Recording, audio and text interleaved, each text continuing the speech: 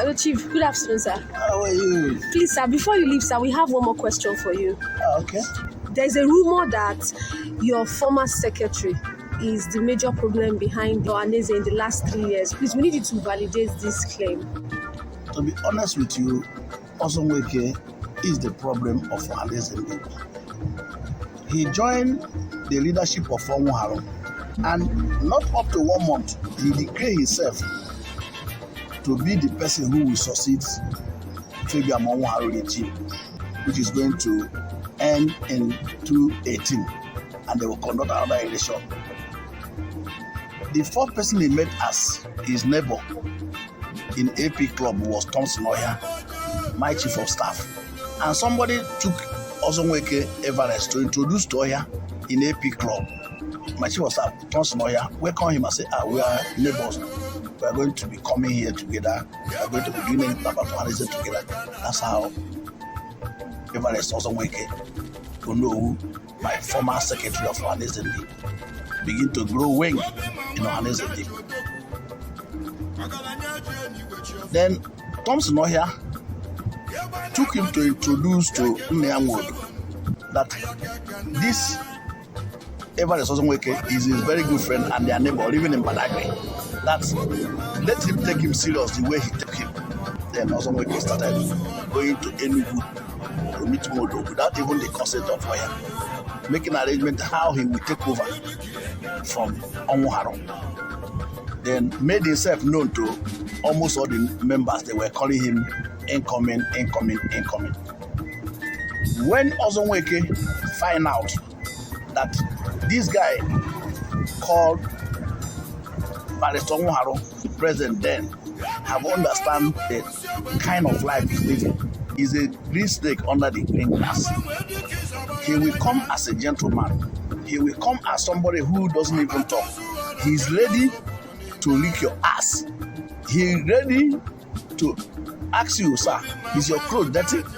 He will wash it for you. He will do everything to make sure he go inside your brocos and fix himself there so that he know that when he bite you there, you won't have any strength to fight him. When Onowu discovered that this guy is not someone he can hand over to, he now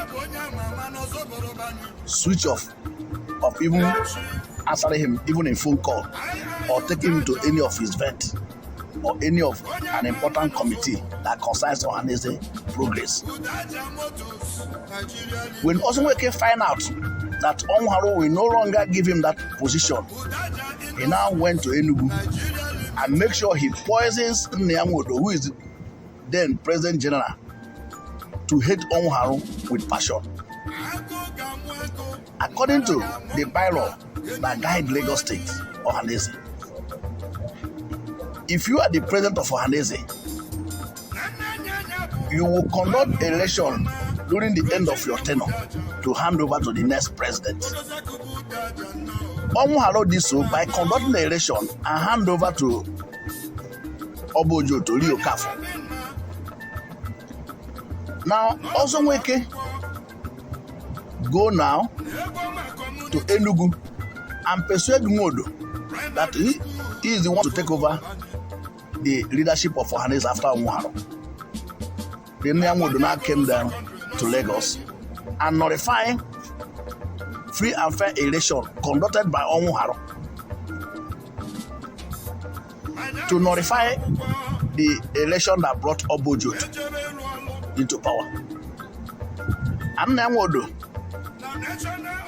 for the sake of Onowu, he now set a new electoral committee who will conduct election in Lagos State, which finally brought me into the leadership of Ohanaeze as president in 2018.